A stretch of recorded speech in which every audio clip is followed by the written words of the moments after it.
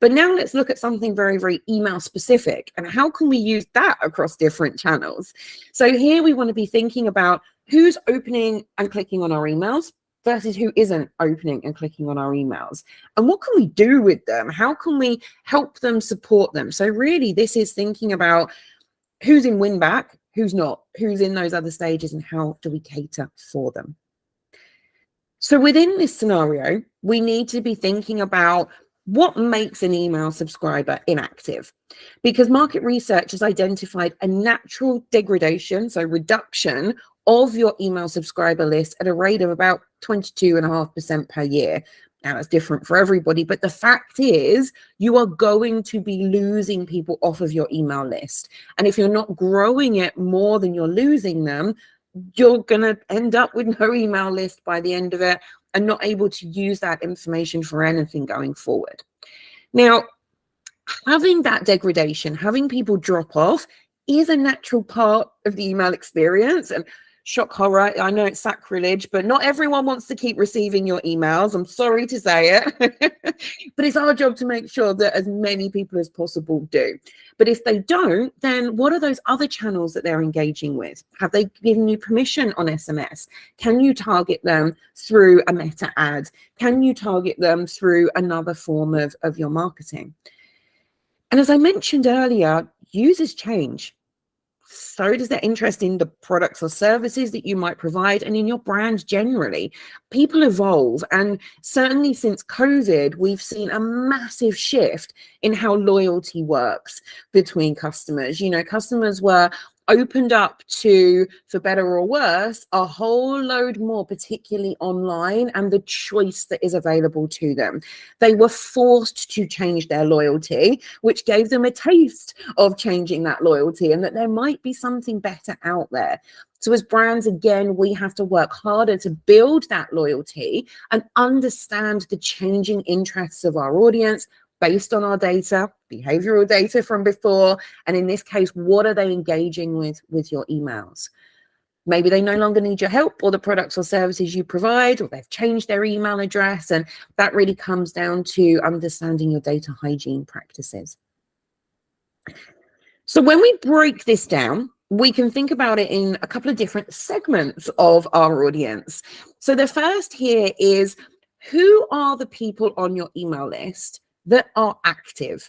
So we can define active as engaging with your email campaigns. Now, you could just do it on opens, but opens isn't massively reliable. So you might want to have that another level where you look at whether or not they've clicked as well. And of course, link this in with your purchase data, because whether someone's purchased or not puts them in a completely different section of that customer life cycle, consideration or loyalty, which changes the message in the first instance. And then whether they're active with your emails, whether they're just opening, whether they're opening or clicking, really will determine what you need to do next in order to target them and better understand them. So when we think about this active audience, what we need to be thinking about is, how do we make the most of that? Well, to be honest, if they're an active audience, they're liking what you're sending through, they are interested in your product or service. So what we're going to generally do here, particularly for B2C businesses, is keep giving them that exposure, that inspiration of the different products that we provide, the benefits of that. And maybe we can even give them benefits of being on our email list, like early access to sales, for example. Give them a little bit extra.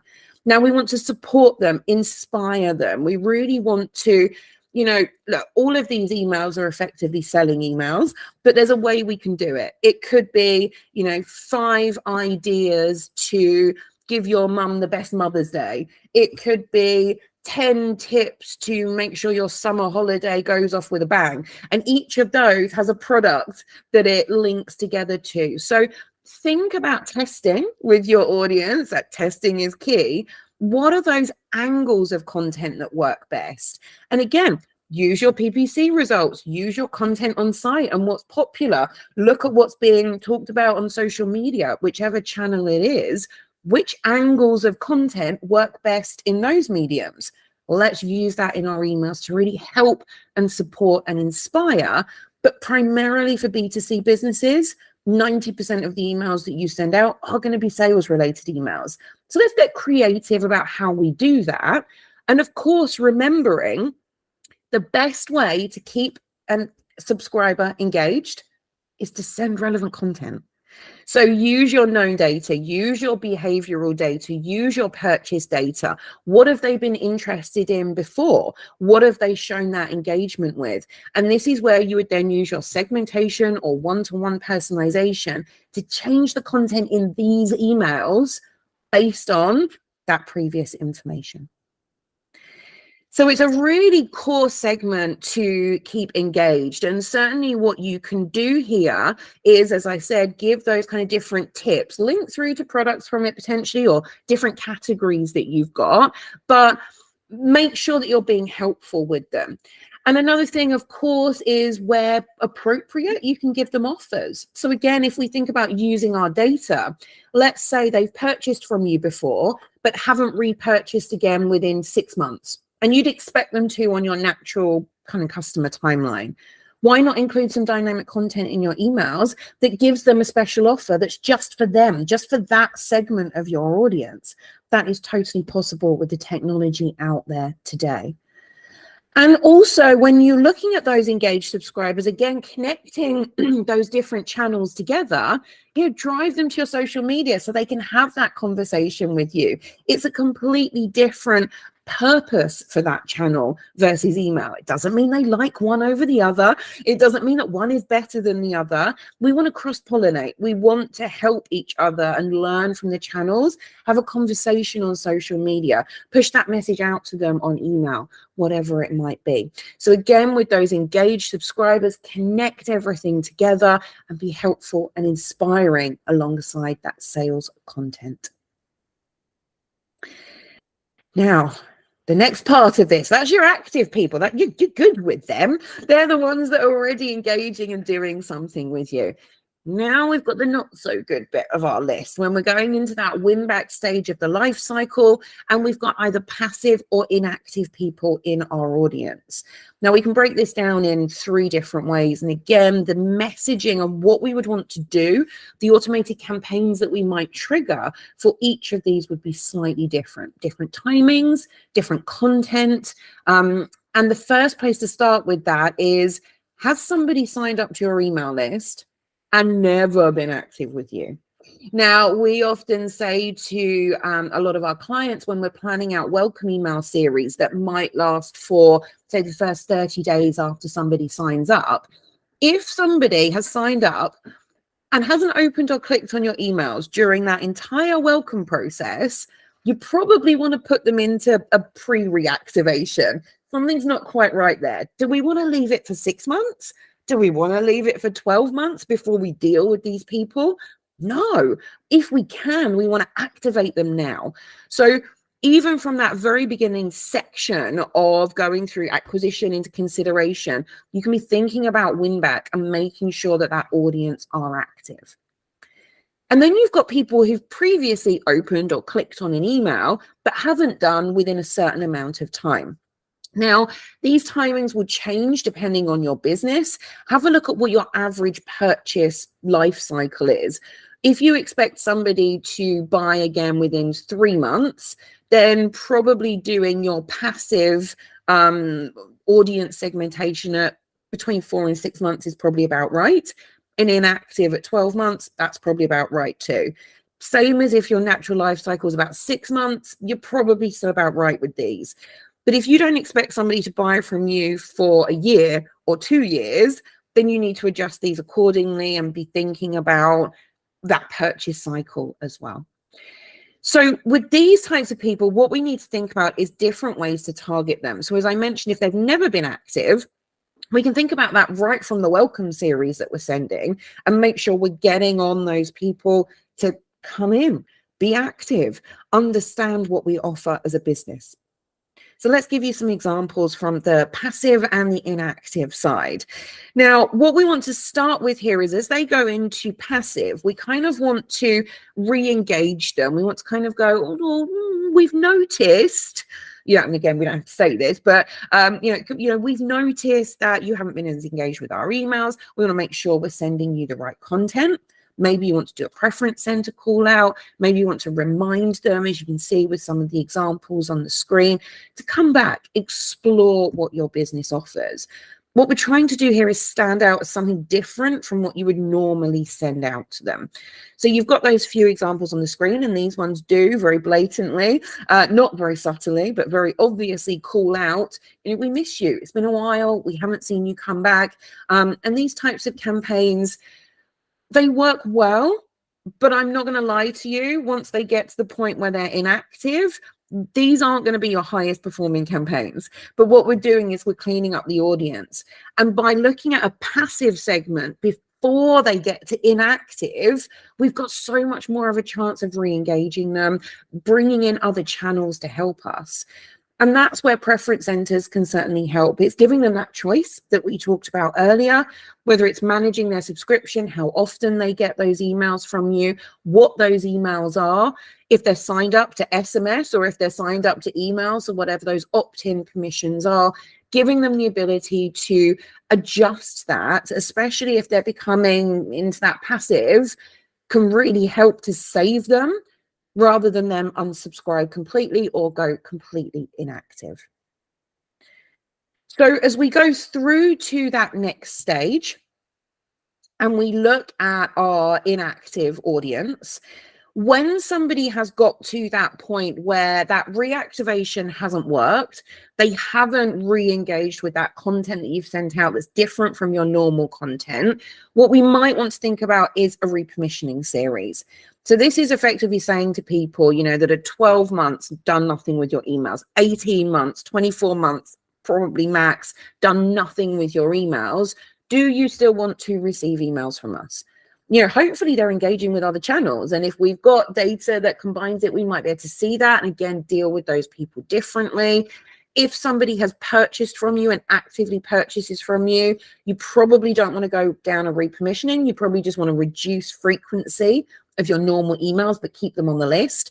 But if they're not purchasing and they're not engaging with your emails, then a repermissioning is a great way to clean up that list, make sure you're dealing with those active users.